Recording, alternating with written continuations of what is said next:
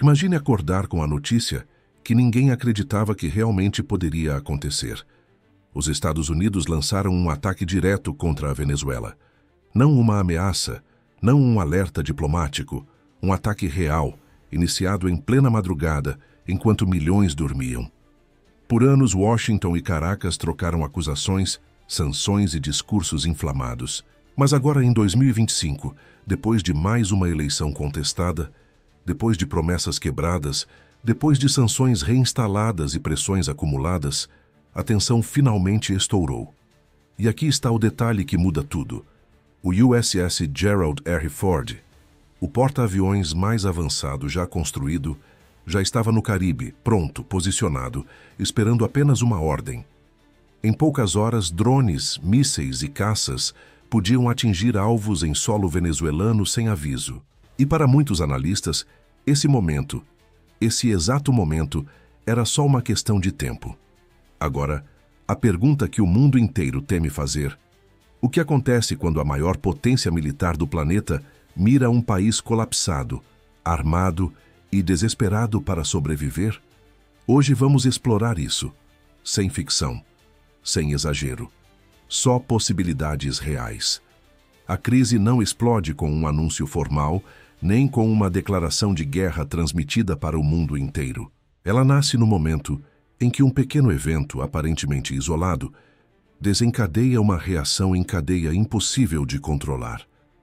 Um drone americano, monitorando uma área do Caribe, é abatido por um míssil venezuelano que o governo em Caracas afirma ter penetrado em seu espaço aéreo. Em seguida, um míssil disparado de um navio do ZEUA atinge uma estação de radar perto da costa, supostamente por falha de sistema.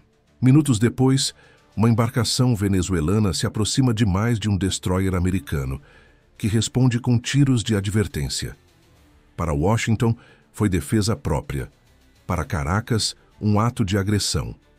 Enquanto os governos trocam acusações, a população mundial assiste em choque às primeiras imagens circulando nas redes sociais. Fumaça subindo de instalações militares, aeronaves em alerta, soldados correndo em pânico. Maduro coloca suas forças armadas no mais alto nível de prontidão, ativa radares, movimenta tropas e convoca pronunciamentos urgentes. Nos Estados Unidos, o Pentágono se reúne em caráter emergencial e declara que todas as respostas estão sendo avaliadas. Nesse momento, os dois países ainda podem recuar. Ainda existe a chance de conter a escalada. Mas, como em tantos conflitos da história moderna, a lógica da guerra já começou a operar sozinha. Nenhum dos lados quer parecer fraco. Nenhum quer recuar primeiro. E em poucos dias, a crise diplomática se transforma em um ambiente explosivo, onde qualquer erro milimétrico pode iniciar uma guerra de verdade. Rápida, devastadora e impossível de parar. A resposta dos Estados Unidos chega de forma silenciosa, mas absolutamente destrutiva.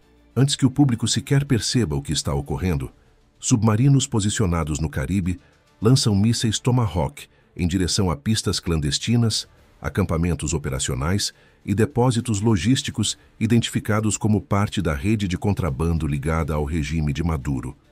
Drones de longo alcance atravessam o céu sem serem detectados, guiados por satélites e aviões de vigilância que sobrevoam a região há semanas. Em minutos, explosões iluminam áreas remotas da selva, portos menores e estruturas que aparecem nos relatórios confidenciais do Departamento de Justiça americano. A operação é apresentada em Washington como ação limitada, focada exclusivamente em alvos de narcotráfico. Mas a mensagem, para quem entende de geopolítica, é outra. Os Estados Unidos querem demonstrar que podem atingir qualquer ponto da Venezuela quando desejarem. Não é só sobre tráfico, é sobre força, é sobre pressionar Maduro. A reação venezuelana é imediata.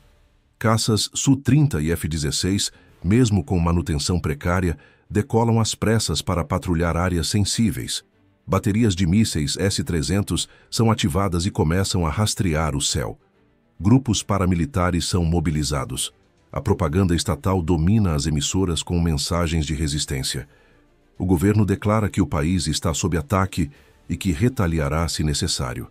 Mas para os Estados Unidos, a operação ainda é apenas um aviso. Para a Venezuela, ela já representa a entrada oficial em um conflito que pode tomar proporções muito maiores. E a pergunta que surge é inevitável. O que vem depois dessa primeira onda? A Venezuela sabe que, em uma guerra convencional, não tem qualquer chance contra os Estados Unidos. Suas forças aéreas estão sucateadas, seus radares operam de forma intermitente e muitos de seus veículos blindados são mais simbólicos do que funcionais. Por isso, o regime não tenta igualar o poder militar americano. Em vez disso, ele ativa aquilo que foi planejado durante anos, uma guerra invisível, baseada em sabotagem, guerrilha, desinformação e táticas assimétricas. Drones de fabricação iraniana, já testados em exercícios recentes, são lançados contra navios americanos.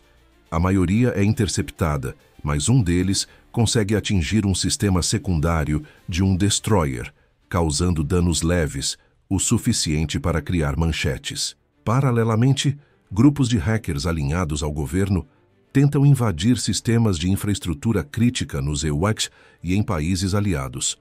Eles não conseguem derrubar redes inteiras, mas causam instabilidade e mostram que a batalha também está sendo travada no ciberespaço. Internamente, sabotagens coordenadas começam a ocorrer. Subestações elétricas são atacadas, túneis são bloqueados, estradas são destruídas. A narrativa oficial diz que é defesa revolucionária. Na prática, é o início do Plano 200, uma estratégia nacional de transformar qualquer invasão, física ou estratégica, em um caos prolongado. Enquanto isso, milhares de venezuelanos desesperados tentam fugir. As fronteiras sofrem pressão inédita. Países vizinhos se preparam para uma nova onda de refugiados. O objetivo do regime é claro: não vencer a guerra, mas torná-la insustentável. Para Maduro, sobreviver já é vitória. O ponto de ruptura acontece quando um navio americano sofre danos significativos após um ataque de drone. Isso transforma uma operação limitada em uma crise política interna nos Estados Unidos. Congressistas exigem uma resposta imediata e dura. Em menos de 48 horas, o Pentágono lança uma ofensiva maciça destinada a desmantelar completamente a capacidade convencional de defesa da Venezuela. O bombardeio é calculado, preciso e implacável. Bases aéreas com caças Su-30 e F-16 são praticamente destruídas nas primeiras horas. Radares e sistemas de comando são neutralizados por ataques eletrônicos e mísseis guiados. Baterias de S-300 tentam resistir, mas perdem comunicação e se tornam alvos fáceis. Estações navais são atingidas, embarcações menores são destruídas e depósitos de combustível explodem durante a madrugada. O golpe mais pesado, porém, é contra os terminais de petróleo, principal fonte de renda do regime. Refinarias, oleodutos e tanques de armazenamento entram em chamas. Em poucos dias, a capacidade de exportação do país praticamente desaparece. Militarmente, a Venezuela deixa de ser uma força organizada. Mas nem tudo termina aqui.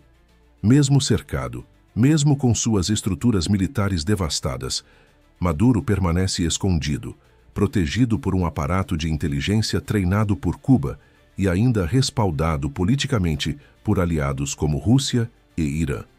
O exército está destruído, mas o regime não. E os Estados Unidos percebem que vencer no campo de batalha não significa vencer o conflito. Com a infraestrutura nacional colapsando, o conflito assume uma segunda fase, mais caótica, mais imprevisível e mais politicamente perigosa. Refinarias destruídas geram apagões em várias cidades. Hospitais ficam sem energia. Sistemas de abastecimento entram em colapso. Milhões tentam fugir para o Brasil, Colômbia e Guiana, criando a maior crise migratória já vista na região. Os mercados globais entram em pânico. O preço do petróleo dispara, afetando desde o transporte de cargas até o custo de vida no mundo inteiro. Países vizinhos enfrentam instabilidade interna, protestos e pressão internacional por ajuda humanitária. No campo geopolítico, a situação se torna ainda mais tensa.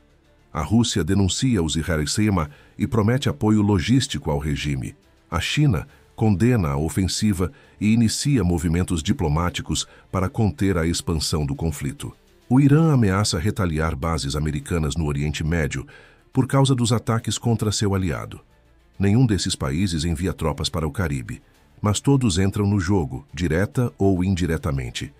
Dentro da Venezuela, o colapso total abre espaço para milícias, coletivos e células insurgentes.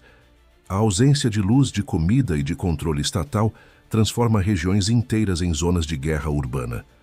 Ataques contra áreas controladas pelos Iblaeua se tornam constantes. A ofensiva, que deveria durar semanas, se transforma em um pesadelo imprevisível. E surge a pergunta que nenhum governo quer encarar: como terminar uma guerra que não tem fim claro, objetivo definido ou saída fácil?